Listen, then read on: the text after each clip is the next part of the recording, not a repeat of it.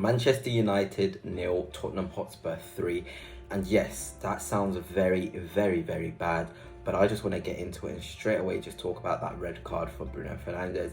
Yes, Tottenham came flying off the blocks and played some fantastic football. The areas they were getting in, the chances they were creating. United should have been out of sight even before, sort of that red card. But that's football, teams sometimes don't take their chances. Who would have known in the second half? United could have come flying off of the blocks and, got themselves in a better position and even won the game. We saw with 10 men, United still looked, quite dangerous on the break, and they probably should have scored with that 10 men. But if we are talking about the Bruno Fernandes challenge, for me, never a red card. Yes, it's high. Yes, you can't really do that. It's rash. You shouldn't even allow the referee to make that sort of decision. But referees this season for me have been absolutely shocking.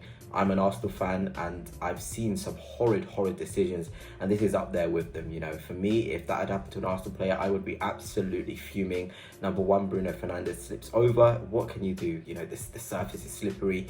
You cannot leave that out when judging if that is a red card, and I'm really surprised VAR didn't intervene. We talk about this high bar, but when a referee makes a ridiculous decision like that, high bar has to come out the window, to be honest, because for me, Bruno Fernandes should never have been sent off. Even you can see the reaction of Maddison.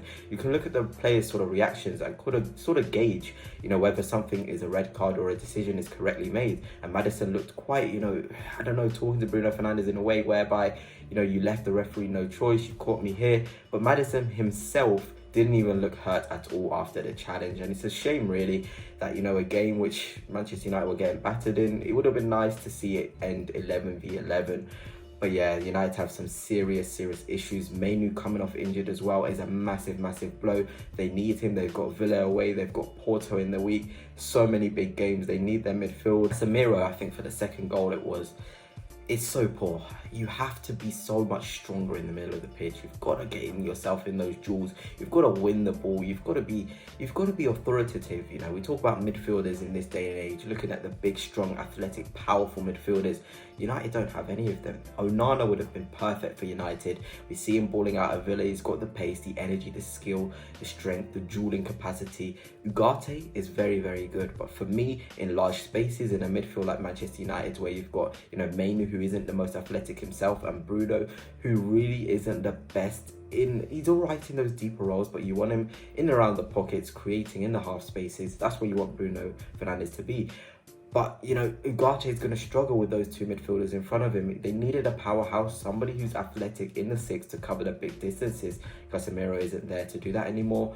Mainu obviously is injured now. Fernandes is now suspended. What is United's plan? Eriksen for me has been really good. I'm surprised why he was just dropped all of a sudden. They need that passer in there, that composure.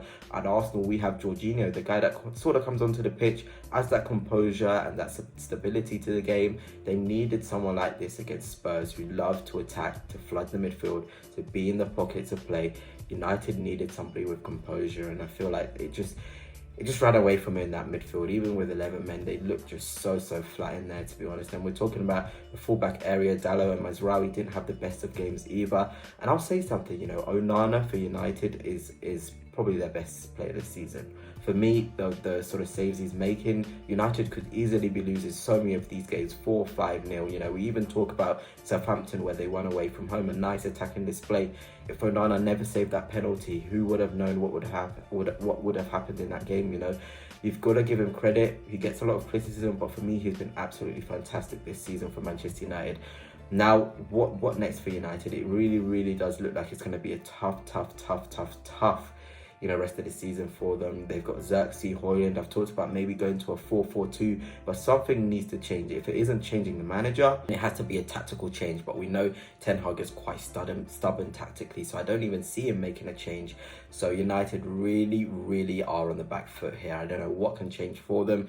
Southgate has been touted as the most likely next manager for them. Is he the profile of manager that Manchester United need?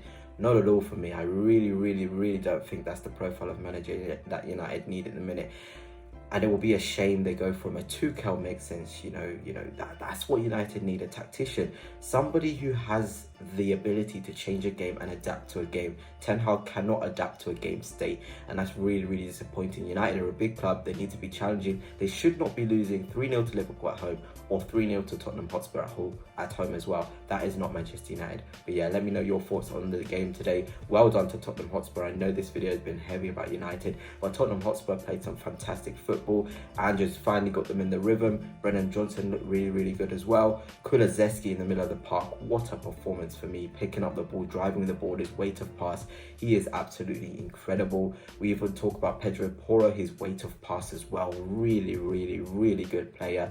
And for me, Tottenham Hotspur, they're going to have a good season for me. I think top 4 definitely has to be their sort of goal. It has to be nailed on. I think they can get it, definitely. Solanke's now scoring goals. I'm a big fan of Solanke. I think he's an absolutely phenomenal centre forward. Gave Saliba some massive issues. Really strong, really clinical as well in front of goal. I feel like he gets a chance. If you give him 3 chances, he's going to score 1, if not 2 of those 3 chances. And that's a really, really good ratio for a striker. But anyway, that's it for now. And until next time, peace.